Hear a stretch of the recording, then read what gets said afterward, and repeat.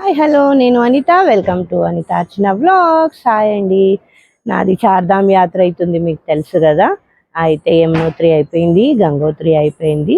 నిన్న ఈవినింగ్ మేము బద్రీనాథ్కి స్టార్ట్ అయిపోయాము. యాక్చువల్లీ నిన్న మార్నింగ్ మేము 5కి స్టార్ట్ అవుతే బద్రీనాథ్ దగ్గరలో కాదు, చిమోలి అని ఉంటుంది, అక్కడికి వచ్చేసరికి నైట్ 10 అయిపోయింది అనమాట. ఇక్కడ నుంచి మళ్ళీ 100 కిలోమీటర్స్ ఉందంట, అప్పుడు బద్రీనాథ్ వస్తుంది అని చెప్తున్నారు. చూద్దాం ఇవాళ నా ఈ ట్రిప్ ఎలా ఉంటుందో. బద్రీనాథ్ కూడా చాలా బాగుంటుంది, మీకు అందరికి తెలుసు కదా. Keep watching. అయితే ఇప్పుడు టైం వచ్చేసి 6 అవుతుంది. యాక్చువల్లీ మేము 6కి స్టార్ట్ అవ్వాలనుకున్నాము. నిన్నంతా జర్నీ మూలాన ఎవరు ఇంకా లెగలేదు, సో 1 by 1 ఫ్రెష్ అవుతూ ఉన్నారనమాట. మేము యమునోత్రి ట్రిప్ దగ్గర నుంచి అండి ఎక్కడ చూసినా గంగమ్మ తల్లి మటుకు మాతోనే ఉందన్నమాట. చూడండి ఎంత బ్యూటిఫుల్గా ఉందో. చాలా చలిగా ఉంది. బద్రీనాథ్ దగ్గర అయితే ఇంకా చలిగా ఉంటుంది అంటున్నారు. ఇది చిమోలి 100 కిలోమీటర్స్ ముందే ఆగాము. ఇక్కడ నుంచి మళ్ళీ 100 కిలోమీటర్స్ వెళ్తే వస్తుందంట. ఇదే మేము చిమోలిలో స్టే చేసిన హోటల్ ఇది అన్నమాట. బాగానే ఉంది. ఓకే. ఇంతమందితో వచ్చినప్పుడు మనకి ఇలాంటిదే కదా, మన పర్సనల్ అయితే కొంచెం ఇంకా కాస్ట్లీలో తీసుకుంటాం మేము. ఓకే, మేము పిల్లలు లేరు కాబట్టి చక్కగా వాళ్ళు పెట్టింది తింటూ అలా ఎంజాయ్ చేస్తూ టూర్ అయితే బాగానే చేస్తున్నాము. ఫుడ్ మటుకు వీళ్ళు చాలా బాగా పెడుతున్నారు. మమ్మల్ని తీసుకొచ్చిన ట్రిప్ వాళ్ళు ఇది ఎంత బాగా ప్లాంటేషన్ పెట్టుకున్నారు చూడండి ఇక్కడ. ఎలాగా ఇది మా బస్సు. మా డ్రైవర్ గారు ఇంకా లెగలేదు అంటున్నారు. చూద్దాం. పాపం నిన్నంతా డ్రైవ్ చేస్తూనే ఉన్నారు ఆయన. ఫుల్ డే డ్రైవింగ్ అనమాట. సిక్ అతను చాలా బాగా డ్రైవ్ చేస్తున్నారు అసలు. ఇదండి వ్యూ. బద్రీనాథ్ వెళ్ళాక చూద్దాము. ఫస్ట్ అక్కడ దగ్గరలో తీసుకెళ్తారంట. అక్కడి నుంచి మళ్ళీ చిన్న వెహికల్స్ బుక్ చేసుకోవాలి. ఆ వెహికల్స్ బద్రీనాథ్ గేట్ దగ్గరికి తీసుకెళ్తాయి. మళ్ళీ అక్కడ కొంచెం వాకింగ్ కూడా ఉంటుందని చెప్తున్నారు. చూద్దాం ఎలా ఉందండి. ఎలాగా నడుస్తాము ఏంటి అన్నీ చూస్తాము. అక్కడ దూరంగా మ్యాంగో చెట్టు కనిపిస్తుంది కదా. ఇక్కడ మ్యాంగోస్ ఎంత చిన్నగా ఉన్నాయంటే అసలు మేబీ కనపడవేమో, కనపడట్లేదు. చిన్న మ్యాంగోస్, అసలు చిన్న రసాలు అనుకుంటా.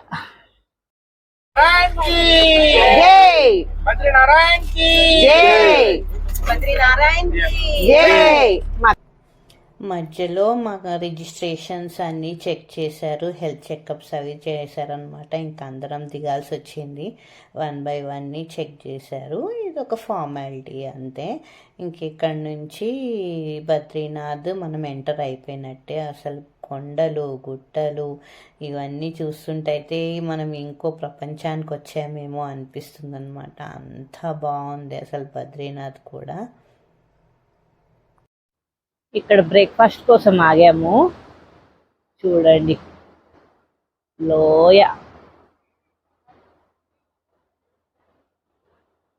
ఇలా ప్రవహిస్తూనే ఉంటుంది గంగమ్మ తల్లి. మనం ఎక్కడి నుంచి గంగోత్రి యమునోత్రి అక్కడి నుంచి ఇంకా ఎక్కడ మనని వదలదన్నమాట. అలాగా ప్రవహిస్తూ ఉంటుంది. దూరంగా చూడండి స్నో మౌంటైన్స్. ఇక్కడ ఏమైనా తినాలంటే మ్యాగీ, బిస్కెట్స్, ఆలు పరాఠా, ఎక్కడ చూసినా ఇలా బజ్జీలు ఉంటాయి. చూడండి అన్ని రకాల బజ్జీలు. నూనె ఎలాంటిది వాడతారో తెలియదు కానీ. సరస్వతి పుష్కరాలు తెలుసు కదా, ఇప్పుడు అవుతున్నాయి మనకి. అక్కడికి వచ్చాం మానా. ఫస్ట్ ఇక్కడ స్నానాలు అవి చేసుకొని బద్రీనాథ్ దర్శనానికి వెళ్ళాలి. చాలా రష్ ఉందంట, ప్రొవిజన్స్ అవి సరిగ్గా లేవంట. చూడాలి. మ్యాక్సిమం మేము స్నానాలు చేయాలనుకోవట్లేదు, జస్ట్ నీళ్ళు చల్లుకుంటాము. కానీ కొంతమంది చేసే వాళ్ళు ఉన్నారు. చూద్దాం లోపల ఎలా ఉంది, సరస్వతి పుష్కరాలు ఎలా జరుగుతున్నాయి అన్ని చూద్దాం. సరస్వతి పుష్కర్ వెళ్ళాలంటే చిన్న చిన్న వీధుల నుంచే దారి ఉందన్నమాట అక్కడికి వెళ్ళడానికి. ఆల్మోస్ట్ 3 to 4 kilometers నడిస్తే ద ఒరిజినల్ సరస్వతి రివర్ కనిపిస్తుంది. ఇక్కడే అమ్మవారు మనకి కనపడుతుంది అన్నమాట బయటికి. మిగతా చోట్లంతా అంతర్వాహిని మీకు తెలుసు కదా. అదిగోండి జనాలందరూ పుష్కర స్నానం చేస్తున్నారు చూసారా, ఫుల్ జనాలు ఉన్నారన్నమాట. ఎక్కడైనా రష్ ఉందండి. అంటే ఇక్కడ 6 months కదా ఇదంతా టూర్ వచ్చేసి ప్యాకేజు. అందరూ ఇంక ఇదే మొత్తం పుష్కర స్నానం చేస్తున్నారు చూడండి. యాక్చువల్లీ సరస్వతి మాత అంతర్వాహిని కనిపించదు, గంగా నదిలో మిక్స్ అయిపోతుంది అనమాట. మనకు మెయిన్ ఎక్కడ కనిపిస్తుందో అది చూపిస్తా. మేము ఫస్ట్ బద్రీనాథ్ రాగానే మానా విలేజ్ అంటే బద్రీనాథ్ నుంచి 4 kilometers ఉంటుంది. అక్కడికి వెళ్ళాము సరస్వతి పుష్కరాలు ఫస్ట్ చూద్దామనేసి.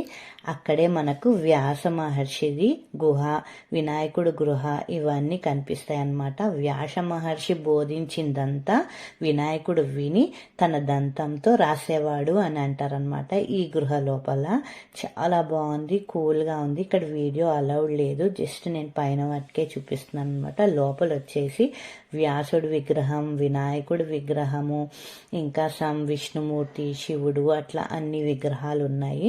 చాలా స్థాన బలం ఇది. ఇది దేవభూమి అని అంటారు, ఎందుకంటే పాండవులు కూడా ఇక్కడ నుంచే స్వర్గ ప్రవేశం చేశారని చెప్తున్నారు. ఇది వచ్చేసి ద ఇండియాస్ ఫస్ట్ విలేజ్ మానా అని అంటారనమాట, టిబెట్ బార్డరు. అసలు ఎంత బ్యూటిఫుల్గా ఉందంటే, సరస్వతి పుష్కరాలు అంటే ఎక్కువ తెలుగు వాళ్ళకే తెలుసు అనుకుంటా. ఇక్కడ చాలా తెలుగు వాళ్ళు వచ్చి ఉన్నారు పుష్కరాల కోసము. స్నానాలది చేయడానికి వీలుగా మటుకు కొంచెం దూరంగానే ఉంది. మెయిన్ సరస్వతి రివర్ వచ్చే చోట ఎలాంటి స్నానాలు అవైలబిలిటీ లేదనమాట. కొంచెం డౌన్గా ఒక పాయగా విడిపోతుంది గంగమ్మ తల్లి.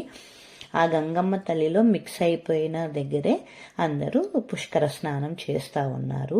అసలు చాలా బ్యూటిఫుల్గా ఉంది. ఈ కొండల మధ్యలో అమ్మవారి విగ్రహము, అది గుడి చాలా బ్యూటిఫుల్గా ఉంది.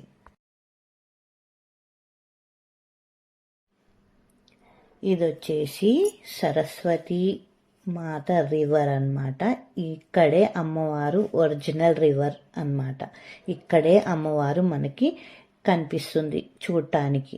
తర్వాత అంతర్వాహిని అంటే లోపలికి వెళ్ళిపోయి గంగా నదిలోని మిక్స్ అయిపోతుంది అనమాట. అది ఎందుకు అంటే వ్యాసుడు ఇంకా వినాయకుడు కలిసి బిజీగా వాళ్ళ వ్యాసాలు రాసుకుంటూ ఉన్న టైంలో అమ్మవారు చాలా పెద్ద పెద్ద సౌండ్తో వస్తుందంట, డిస్టర్బ్ అవుతుందనేసి శాపం ఇస్తే అలా అంతర్వాహిని అయిపోయిందని, తర్వాత మనకు ఎక్కడా కనిపించదని ఈ ఒక్క చోటే కనిపిస్తుందని చెప్తా ఉన్నారనమాట.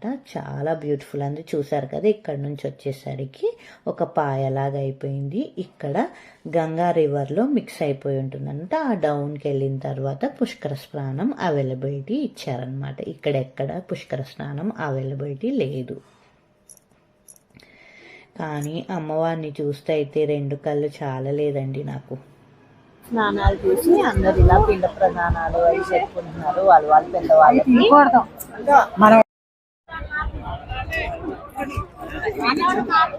బద్రీనాథ్లో ఇదొక పార్ట్ మాత్రమే. బద్రీనాథ్ ఇంకా చాలా బాగుంటుంది, ఆ వీడియో కూడా మీకు వస్తుంది. ఇంకోటి ఏంటంటే ఇక్కడ నుంచే పాండవులు స్వర్గప్రవేశం చేశారని, వాళ్ళు స్వర్గప్రవేశం చేయటానికి భీముడు ఒక పెద్ద కొండని బ్రిడ్జ్ లాగా వేశాడని, ఇలాగ చాలా మంచి మంచి స్టోరీస్ అవి ఉన్నాయండి. అసలు ఒక్కొక్క స్టోరీ వింటుంటే ఇంత పవిత్రమైన ప్లేస్కి మనం వచ్చామా అన్నట్టు అనిపించింది. నిజంగా కూడా అంతే పాజిటివిటీ క్రియేట్ చేసింది మా మైండ్స్లో. చాలా హ్యాపీ అయిందనమాట. ఇదోండి పుష్కర స్నానం జరుగుతుంది. ఇలా అందరూ ఇక్కడ స్నానాలు చేసుకుంటున్నారు అనమాట. అక్కడ పైనేమో సరస్వతి నది ప్రవహిస్తుంది, అక్కడ స్నానం చేయడానికి వీలుగా లేదు. అందరూ ఇక్కడ స్నానాలు చేస్తున్నారు అనమాట. ఇది సరస్వతి పుష్కర స్నానం వీడియో. నా ఈ వీడియో కనుక నచ్చినట్టయితే లైక్ చేయండి, షేర్ చేయండి, సబ్స్క్రైబ్ చేసుకోండి. Thank you for watching.